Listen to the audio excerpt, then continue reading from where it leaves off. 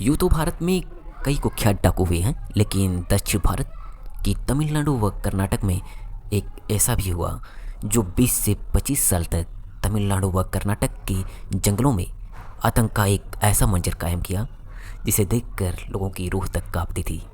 और एक नहीं, दो दो राज्य की सरकार पूरे 20 साल तक उसका बाल भी बाका नहीं कर सकी। जी हाँ, मात्र 10 साल की एज में क्राइम की दुनिया में कदम रखा। हम बात कर रहे हैं वीरप्पन की, जिसे हम डीमन के नाम से भी जानते हैं। बचपन में अपने चाचा के साथ क्राइम की दुनिया में कदम रखा, तब शायद किसी को पता नहीं था यह शख्स आने वाले दिन में पूरे प्रदेश को हिला देगा। इसका निकनेम डीमन व रॉबिन हुड था। हालांकि शुरुआत में यह हाथियों का शिकार किया करता था, लेकिन फिर समय के साथ साथ फॉरेस्ट गार्ड का भी शिकार करना शुरू किया और तकरीबन 190 से अधिक फॉरेस्ट गार्ड की हत्या की। करीब 2000 से अधिक हाथियों को इसने अकेले मारा। इसके बारे में एक सच यह भी है कि यह लोगों को मारने के बाद उसके सर को काट करके उससे फुटबॉल खेला करता था।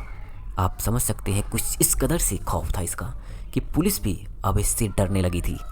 हालांकि आगे चलकर इसने किडनैपिंग में भी अपने काम को आगे बढ़ाया और अब बड़े बड़े राजनीतिक व एक्टर को यह किडनैप किया करता था। जैसे राजकुमार व फार्मर चीफ मिनिस्टर नागप्पा को इसने किडनैप करके पूरी तरह से मार डाला। नागप्पा की हत्या के बाद 5 करोड़ का इनाम रखा गया था।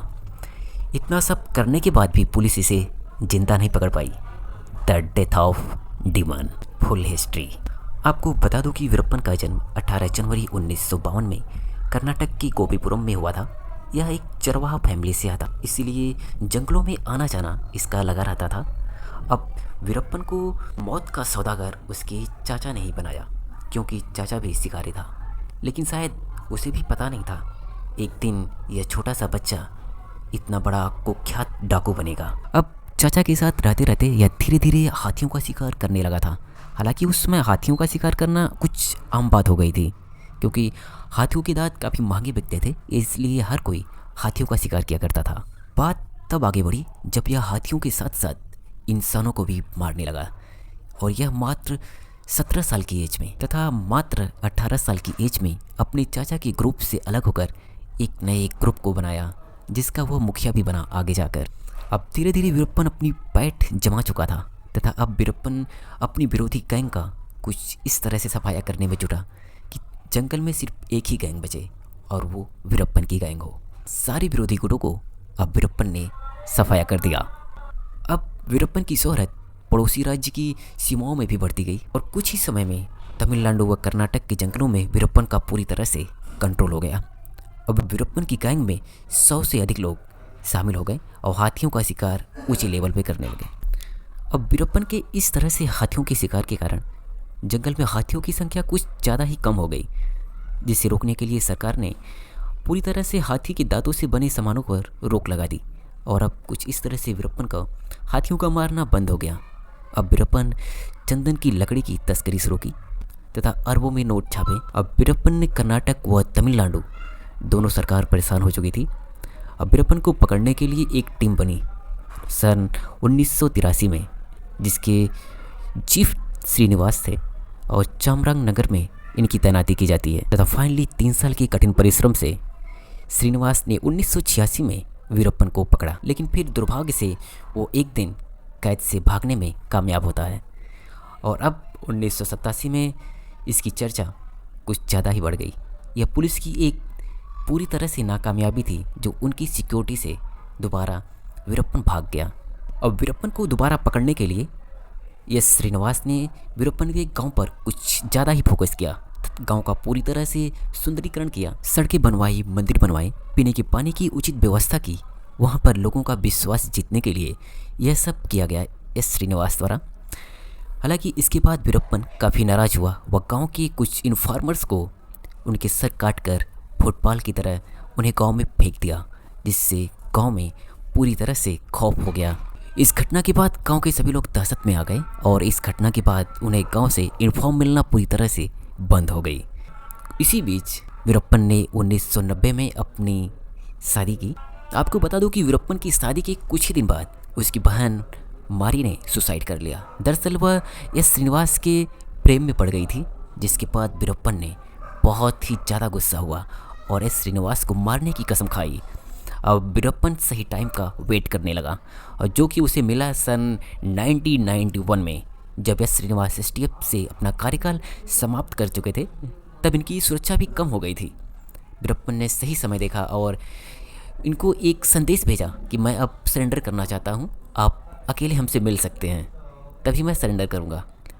जिसे सुनकर इन्होंने सच माना और जंगल में चले गए, जहाँ पे वीरप्पन ने इनकी निर्मम हत्या कर दी। इनकी मृत्यु के बाद तमिलनाडु व कर्नाटक ने मिलकर ज्वाइंट एसटीएफ टास्क फोर्स बनाया तथा सीआईएसएफ वाल्टा देवराय को इसकी सिक्योरिटी दी।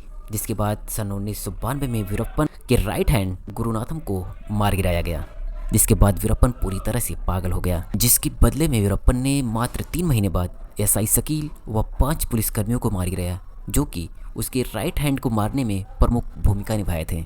इसके बाद वीरप्पन ने आईपीएस गोपाल कृष्णन को भी मारने की पूरी कोशिश की, जहाँ की यह बाल बचे और पूरी तरह से घायल हो गए थे।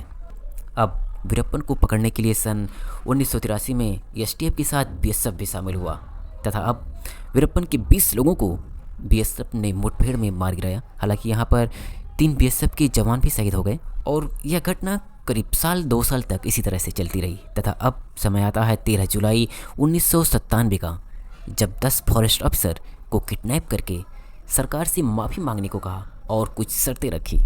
यह यहीं पर नहीं थमा, आगे 8 अक्टूबर साल 2000 में मशहूर फिल्म अभिनेता राजकुमार को किडनैप किया, जिससे कर्नाटक की गवर्नमेंट एक्शन में आ गई। हालांकि राजकुमार को छुड़ाने के लिए वीरप्पन की ढेर सारी मांगों को माना गया। वह करीब 20 करोड़ का उसे फिरौती दी गई, जिसके बाद उसने फाइनली राजकुमार को छोड़ा। हालांकि उस समय का यह मामला काफ़ी हाई प्रोफाइल मामला था। अब यह आखिरी घटना नहीं थी। इसके मात्र 2 साल बाद सन 2002 में फार्मर मिनिस्टर एच नागप्पा को किडनैप किया तथा नागप्पा को रिलीज करने के लिए उसने फिर से इस शर्तों को सरकार के ऊपर थोपा। हालांकि अब सरकार इससे काफ़ी परेशान हो चुकी थी, अतः इसकी शर्तों को मानने से पूरी तरह मना कर दिया, जिसका परिणाम यह हुआ कि एस नागप्पा की इसने हत्या कर दी और जंगल में उनकी लाश को फेंक दिया। नागप्पा की हत्या के बाद सरकार एक्शन में आई और वीरप्पन की मौत का इनाम अब 5 करोड़ कर दिया गया।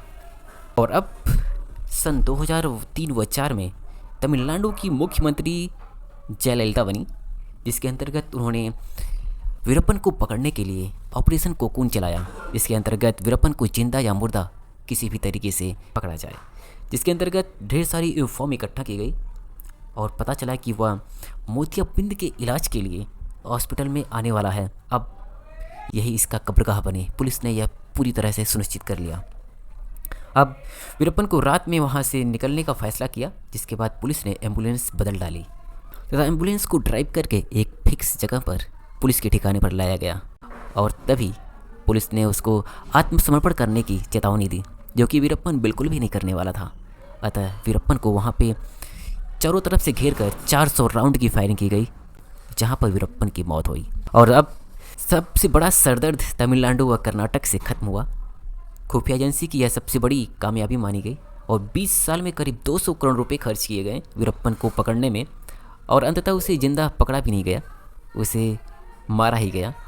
हालांकि कुछ लोग यह भी कहते हैं कि उसे जिंदा न पकड़ने के पीछे नेताओं की ही वजह थी, क्योंकि जिंदा पकड़ने से ढेर सारे राज खुलते, इसलिए उसे मार दिया गया फाइनली। तो ऐसे ही इन्फॉर्मेशन वीडियो के लिए आप जुड़े रहिएगा रायवॉक स्टोरी से।